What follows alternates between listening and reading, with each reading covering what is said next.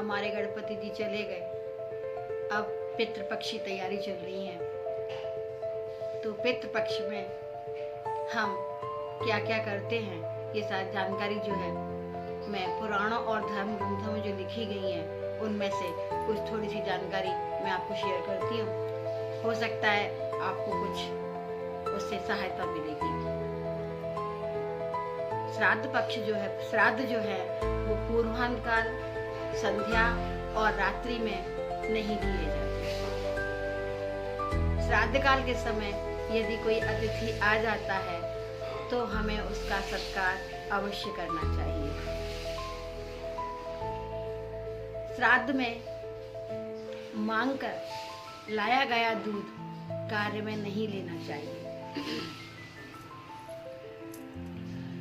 अत्यंत धनी होने पर भी हमें श्राद्ध कर्म में अधिक विस्तार नहीं करना चाहिए। श्राद्ध के भोजन में खीर और मालपुए ये प्रमुख माने जाते हैं, उनका अधिक महत्व है। खीर पूरी भी विकल्प है, परंतु पूरी घी में होनी चाहिए। श्राद्ध काल में वस्त्र का दान विशेष रूप से करना चाहिए।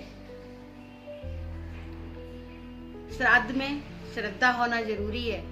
क्रोध व जल्दबाजी में किया हुआ श्राद्ध नहीं लगता है, इसलिए क्रोध और जल्दबाजी नहीं होनी चाहिए।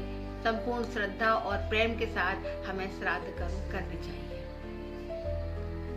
श्राद्ध में निमित्त ब्राह्मणों को भोजन कराते समय उस दिन 10 किलोमीटर के दायरे में रहने वाले हमारे भाई बांधव, हमारे दामाद, भांजा, भांजी, बहन, भाई जो भी हैं उनको भी बुला करके यथोचित सम्मान के साथ भोजन कराना चाहिए। इससे पारिवारिक सद्भाव बढ़ता है, प्रेम बढ़ता है, भाईचारा बढ़ता है। जिस दिन घर में श्राद्ध हो उस दिन छौर कर्म यानी कटिंग और सेविंग नहीं कराना चाहिए। और जिस दिन अपने घर में अगर श्राद्ध है उस दिन हमें किसी दूसरे के घर पर भोजन नहीं करना चाहिए। संयुक्त परिवार है तो ज्येष्ठ पुत्र ही श्राद्ध कर्म करता है, वो ज्यादा उचित होता है। लेकिन पुत्र अगर अलग अलग रहते हैं तो सभी को श्राद्ध कर्म करने चाहिए। श्राद्ध में निमित्त भोजन करने वाले ब्राह्मणों को भोजन करते समय मौन रहना चाहिए, बातचीत नहीं करनी चाहिए।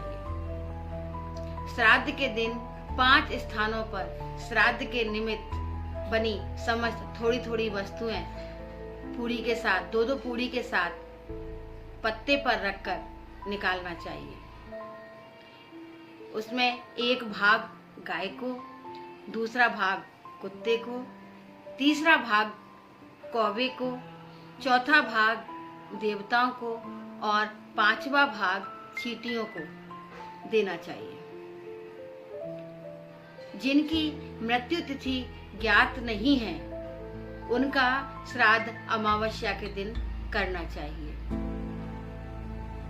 2 वर्ष तक के बच्चों या उस छोटे बच्चों की कोई श्राद्ध क्रिया नहीं होती है।